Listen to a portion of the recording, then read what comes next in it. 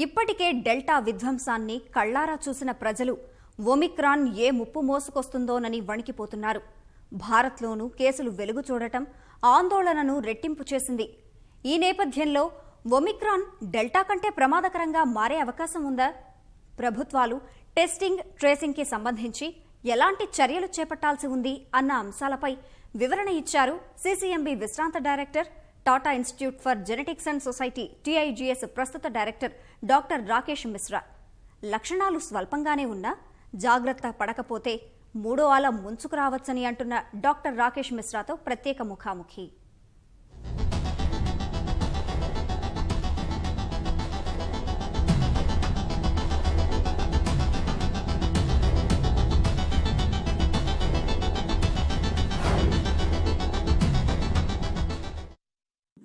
Covid కొత్త variant Omicron ప్రస్తుతం ప్రపంచ దేశాలని వణికిస్తోంది. ఈ నేపథ్యంలో అటు తెలంగాణ, ఆంధ్రప్రదేశ్ లోనూ ఒమిక్రాన్ కేసులు వెలుచూశాయి. మరి ఒమిక్రాన్ నిజంగా అంత ప్రమాదకరమైందా? ఈ కేసులు భవిష్యత్తులో ఎలాంటి పరిణామాలకు దారితీయొచ్చు అనే విషయాన్ని తెలియజేసిన ప్రస్తుతం మనతో ఉన్నారు CCMB senior scientist doctor Rakesh Mishra గారు. మరిన్ని వివరాలు ఆయన మాట తెలుసుకున్నాం. సో హలో సార్ రాకేష్ గారు.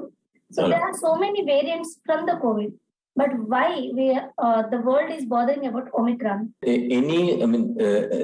New variant is a black box, so people get worried, and this problem is because of the uncertainties. Major concern of the Omicron is that so far the most infectious one that we have seen. And that is a natural thing also, because any new variant will be more infectious or equally infectious than the existing one. Otherwise, it will be, even if it emerges, it will be suppressed. So that is why it has got attention of everybody. Even though if its symptoms are mild, but the sheer number that it can generate is a problem, because small number of cases that require hospital attention can be large if the number of people infected are very high, which is possible with this variant because it's so infectious. So we have seen first and second waves, and we lost so many lives in that waves also. Do you think the Omicron may lead to the third wave, and it may be more severe than this first and second waves? So waves are different things. They are not necessarily dependent on variant. The same variant may be there in many places, but some places there will be a wave, and other places it may be plateau and or a stable rate of infection. So, for example, today, if you see in Europe, many countries are facing severe waves, right? India is not facing a wave. We are having a very strong position, less than 10,000 for a very long time now.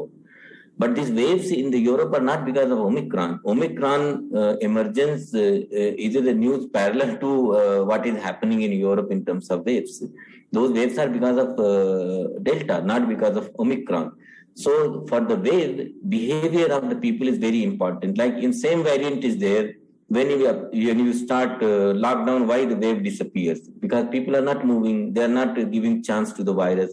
In Europe, they opened up and bars and other things, and people stopped wearing mask there, and that is the cause that it has led to spread, and suddenly it becomes a wave. So Omicron is more infectious. The waves will come faster with this if we become careless, but Omicron alone will not be cause of a wave if we are careful. So compared to second wave, I can assure you that this time we are far more in far more strong position. For we know quite a bit about this virus, so and hospital system is more prepared, and so on. So our capacity is good. We know better the treatment options and all whatever is available. We have vaccine which was not there in the first wave and the second wave. And large number of people are already vaccinated, and vaccination program is going very well. And I also hope that even the children's version of the vaccine is rolled out, and we cover as many children as possible. So this was not there in the first, second wave. So this is a big strength that we have. Some studies saying that Omicron have more number of changes in spike protein, as we have so many vaccines which are made out of depending on the spike protein. Do you think the vaccines may work on this? So you are right that the spike protein has gone through some 30 odd changes, which is very unusual. and spike is imported protein for this virus. In fact, the spike is the key of the virus, and it opens the lock through ACE2 receptor to enter the human cells. If we can make that as an example. So, and our antibodies, mRNA or Covishield, these kinds of vaccines are targeting that key of the virus. So if we neutralize the key, then virus will not be able to open the lock and it will not enter the cell. But virus can change its key so that antibodies don't recognize it. But that key should work to open the lock. If you change too much, then it will not open the lock, and virus also has limitations and it will be ineffective. The fact that virus is infectious, that means the key is working. That means certain elements of the key are still the same because the receptor is not changing, and that's not going to change. ACE2 will remain same. And whatever component of the vaccine is targeting that element which is recognizing will keep working. So it is not that the virus is totally free to change so much that no vaccine will work on. Some may become inefficient. That the certain components of the key, which is a spike protein, which is not necessary for binding to the receptor, may change, and therefore whatever antibody was there doesn't become effective now, doesn't remain effective now. But there will be many. These are all a set of antibodies, not monoclonal antibody. Vaccine leads to large number, and besides, antibody protection is one way of immune protection. Then there is a second line, which is a cellular immunity, which once virus enters, we have memory cells. If we have gone through early infection or if we have gone through vaccination, we have not only antibody producing cells, but we also have memory cells which are silent. But if the virus comes, they will get activated and start to attack the virus. That is why disease is very mild. So they will not be able to prevent the infection, but will not allow the virus to spread in the body, and therefore very mild infection.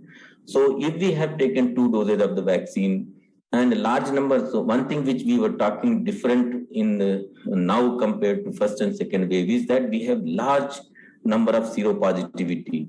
70-80% of the people are seropositive now, which means we have antibody against this virus already. We have got infected, and this may be the consequence of the huge second wave that we went through. We paid price, we suffered because of that, but that is now an advantage also, because we have in big cities more than 90% people show seropositivity. That on top of that vaccination means we are very strongly protected, and this virus will not be able to do much to these people who have what we call as a hybrid immunity. So it may be able to infect, but infection will be very mild, or it will not show any symptom and so on. So which means that the third wave, even if it is there, it will be very mild, and it will depend largely upon how much we allow the third wave to come and how much space we give to virus. We are so strong at the moment that if we practice properly the mask and finish the vaccination and protect the vulnerable ones, we may just completely avoid the third wave in any major way.